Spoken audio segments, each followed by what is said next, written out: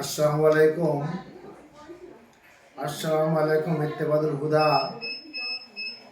আলহামদুলিল্লাহি রাব্বিল আলামিন আল আকিবাতুল লিল মুত্তাকিন আসসালাতু ওয়াসসালামু আলা রাসূলিহি আজমাইন। বন্ধুগণ, আজকে আমি এসেছি শুধু আমার অভিজ্ঞতা, আমার শিক্ষা, আমার জ্ঞান থেকে সমাজকে কিছু ভালো উপদেশ দেব। কারণ আনা মুমতাজুল মুহাদ্দিসিন, তিরমিজি, বুখারী, আবু দাউদ পড়েছি, শরিয়াত সম্পর্কে দু চার কথা বলবো। ভাই, জামাত মানে হচ্ছে একত্রিত হওয়া। বড় জামাতে নেকি পাওয়া যায়, কোনো ভেদাভেদ নয়। আমি ধর্ম ব্যবসায়ী নয়, টাকার বিনিময়ে ধর্ম প্রচার করতে যাইনি।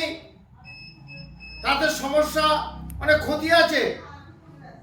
আপনাদের সকলকে অনুরোধ করছি যে মুসাফির কোনো আসবে, আমরা মুখী মানে স্থানীয়, মুসাফির মানে সফর করা, যারা আসবেন তাদের সেবা একটু বিশ্বাসিত। মানে আপনারা হয়তো 20 বছর পরে আবার এসেছে, আপনারা শরীক হন।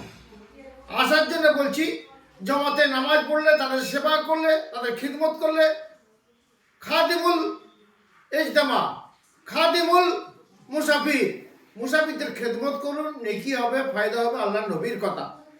আপনাদের বলছি, আপনারা বিশ্ব ইজতেমা এসে এইটাকে সফল করুন, যেটা আমাদের বেঙ্গলের নাম, ভারতের নাম, বিশ্বের নাম হবে, আমাদের বেঙ্গলের জেলার নাম।